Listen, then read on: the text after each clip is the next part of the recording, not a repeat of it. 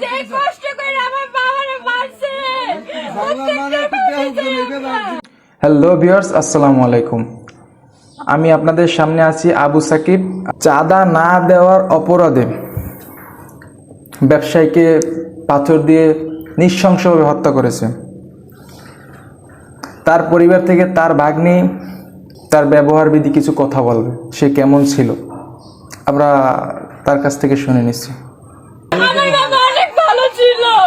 ওনারা যদি কেউ বিয়ে দিতে না পারতো, গরিব অসহায়কে দান করতো। হসপিটালে নিজে গিয়ে যারা অপারেশন করতে না পারে তাদের অপারেশনের জন্য টাকা দিয়ে আসতো। মানুষকে অসহায় যারা তাদেরকে সে হেল্প করতো। আমার মামা অনেক ভালো মানুষ ছিল, অনেক ভালো মানুষ ছিল, অনেক ভালো মানুষ ছিল আমার মামা। আমার ভাই বোনদের এতিম করে দিছে। এই ভাই এই বোন কার মুখের দিকে তাকাইবে, কার মুখের দিকে? আমার মামারে মরে গেছে, জানটা নাই, তাও টানতে টানতে আইনা আমার মামারে কি অত্যাচার ভাবে কি নির্দিষ্ট ভাবে মারছে।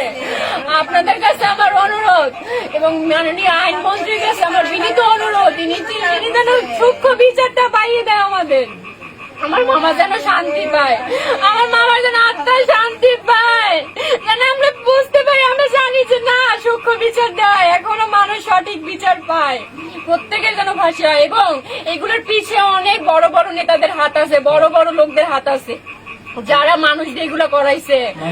হ্যাঁ, আমি এদের কাছে আমি চাই আপনারা সব বের করেন, সব বের করেন। আমার মামারে কি কষ্ট দিয়ে মারছে, আমার পাখিরে কি কষ্ট দিয়ে মারছে, আমার পাখি আর অনেক জায়গায়, প্রথম এক জায়গায় আরেক জায়গায় দিয়ে মারছিল। শুনলেন তো সে কতটা খারাপ ছিল, কতটা ভালো ছিল। সে মানুষের পাশে দাঁড়াতো, সে একজন গরিব মানুষের পাশে দাঁড়াতো এবং সে হসপিটালে গিয়ে যারা টাকার অভাবে অপারেশন করতে পারে না এবং অসুস্থ হয়ে পড়ে আছে তাদের পাশে দাঁড়াতো। এতিমখানায় গিয়ে এতিম বাচ্চাদের পাশে দাঁড়াতো। তার মতো একজন মানুষকে চাঁদা না দেওয়ার অপরাধে হত্যা, পাথর থেকে। এই মানুষটা যে সময় পাথর দিয়ে তাকে ধস্তানো হয় সে সময় যদি একটু নাড়াচাড়া করে, তারপরও এমন নৃশংসভাবে, ভাই এটা বলার বাইরে। ভিডিওটা আপনারা দেখতে পাচ্ছেন যে কিভাবে পাথর থেকে আঘাত করে মারা হয়েছে। আরে ভাই, সে তো মানুষ, সে হোক বৌদ্ধ ধর্মের, খ্রিস্টান ধর্মের, ইসলাম ধর্মের, সে তো একটা মানুষ। একটা মানুষের ভিতর মানসবোধ থাকলে এই রকমের কাজ সে করতে পারে। তার দুইটা বাচ্চা কাছে, তার ছোট তারা কার দিক টাকাবে। বাচ্চাটার কথাটা শোনেন কি বলে। আমাদের এতিম বানায় ফেলছে, আমরা কোথায় থাকবো? আমার বাবাটা কিভাবে নিষ্ঠুরভাবে আঘাত করছে, পাথর দিয়ে কিভাবে মারছে, কিভাবে রাস্তায় ফেলে মারছে। হত্যাদের কাছে চাই। তারে মারছো, তারে মারে কি টাকাটা নিতে পারছো? নে ভাই, সে মারা গেছে, ভাই সে মারা গেছে। এখন তোরা কি করবি?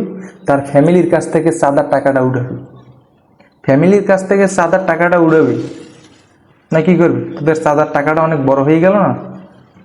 দেশের মানুষের চাইতে যদি তোদের চাঁদার বেশি হয়ে যায়, তাইলে একটা কাজ করে, দেশের মানুষ যত আছে যারা রাজনীতি করে না, রাজনীতি ছাড়া থাকে, যারা রাজনীতি করে না, তাদের থেকে এরকমের প্রতিটা মানুষকে তোরা পাথর মেরে হত্যা করে, এরকমের পাথর থেকে ধস্তে মাইরে তারপর চাঁদা উঠাবে। সে মারা গেছে, নে চাঁদা নিয়ে যায়, সে তার কাছ থেকে চাঁদা নিয়ে যায়। সে মারা গেছে, তার দাফন দেওয়ার আগে চাঁদা নিয়ে যা। এইটাই হচ্ছে বাংলাদেশ।